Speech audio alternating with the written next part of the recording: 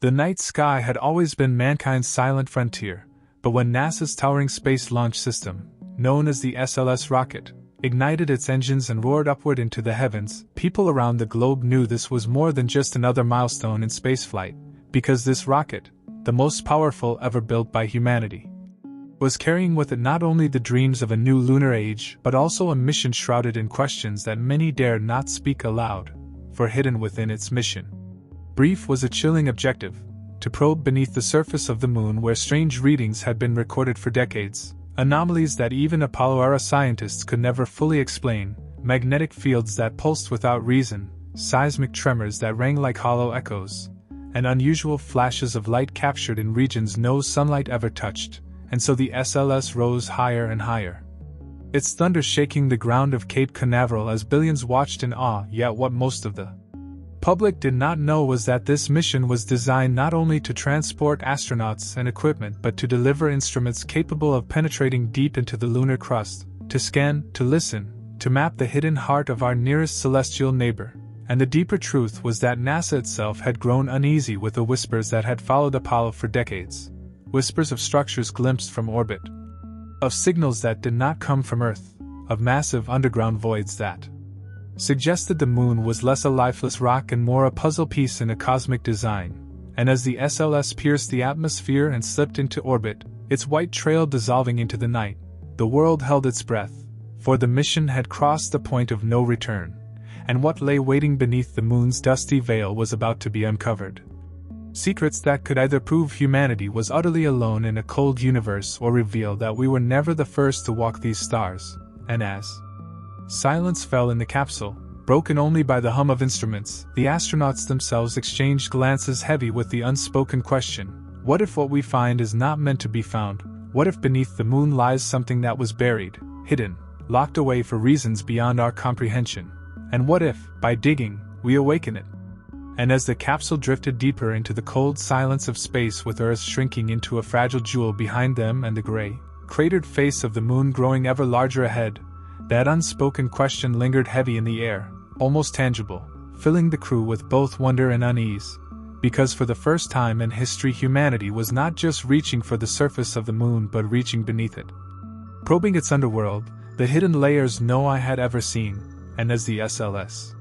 mission approached lunar orbit, the instruments designed to skim through the crust began to hum with strange feedback, as though they were already touching something that did not wish to be touched, the readouts flickering with anomalies the engineers at Mission Control could barely interpret, spikes of electromagnetic energy where there should have been none, seismic pulses rising and falling in patterns too regular to be natural. As if the very rock itself were breathing, and the astronauts,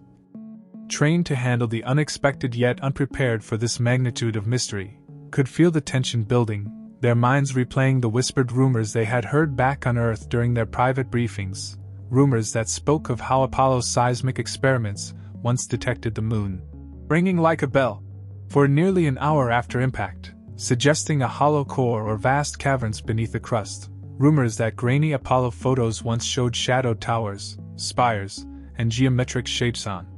the horizon only to be edited out in public releases, rumors that the Soviets too had intercepted strange transmissions during the space race, transmissions that seemed to emanate not from Earth nor from any known satellite but from somewhere deep within the lunar far side. And now, riding the most powerful rocket ever built, they were at the threshold of proving or disproving such legends. Yet deep down each wondered whether the truth would bring comfort or terror, because as the spacecraft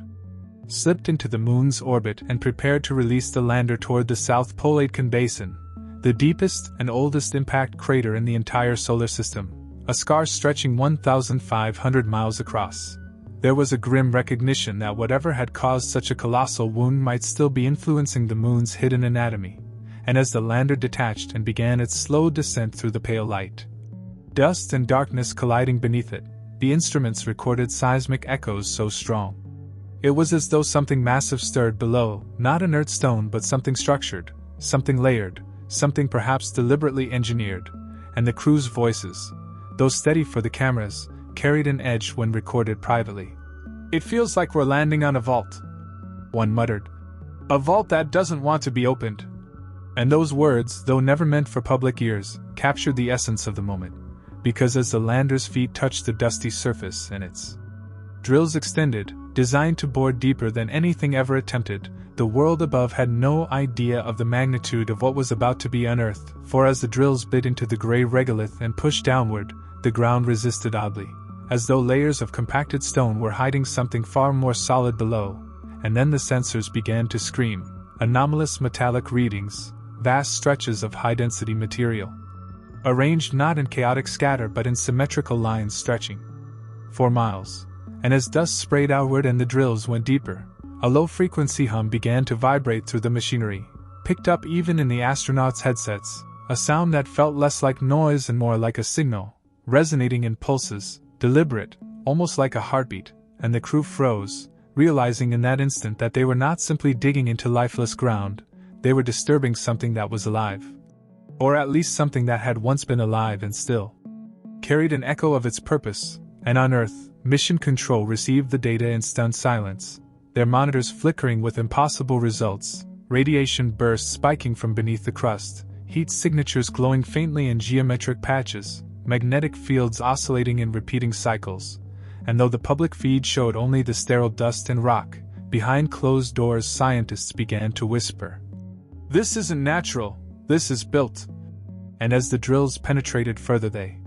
struck a surface so smooth and so unyielding it could not be ordinary stone, and when the cameras angled downward they captured glints of something metallic, something polished, something ancient yet intact, buried beneath eons of dust, and the crew, though their training screamed to retreat, pressed forward, brushing away the regolith with robotic arms until the outline of a massive slab emerged, etched with lines that seemed too precise, too deliberate, almost like inscriptions worn down by time. And though the astronauts did not understand it, they knew they were staring at humanity's first direct encounter with proof of an intelligence beyond Earth, something that had been hidden beneath the moon long before humans took their first steps. And as Mission Control scrambled to shut down the live feed and divert the public to pre-recorded footage, the private transmissions continued, capturing the awe and fear in the astronauts' voices. "It's a door," one whispered. "A door buried under the moon." And those words sent a chill through every official listening, for if it was a door then it had been sealed for a reason, and now humanity had begun to pry it open, and the hum grew louder, the seismic pulses stronger, the instruments failing to keep up as though the very act of drilling had triggered a response, and still the crew pressed on, compelled by a mix of duty and dread, until at last a section of the metallic surface gave way, revealing a hollow echo that confirmed what some had suspected all along. The moon was not solid, it was hiding chambers, structures, perhaps even machines that had slumbered for untold millennia, and as the dust settled into the void the cameras captured a glimpse of vast darkness beneath, a cavern stretching downward into depths unlit and unknowable, and from that darkness the hum shifted, rising in pitch, now rhythmic, patterned. A signal so deliberate it could no longer be mistaken for geological noise, a signal that seemed to say, "We have been waiting." And as the astronauts stared into the abyss, their own reflections glinting faintly against the metallic edges, one could not stop himself from muttering, "We shouldn't have come here." Yet they had, and the SLS mission had fulfilled its purpose, but in doing so it had unleashed a truth that might unravel everything we thought we knew about the universe, because beneath the moon's silent, cratered surface lay a secret older than Earth itself, a relic, a construct, a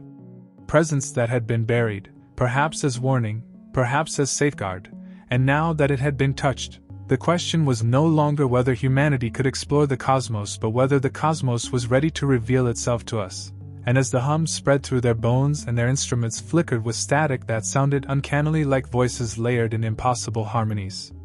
the astronauts realized with a sinking dread that they had not just discovered something beneath the moon, they had awakened it.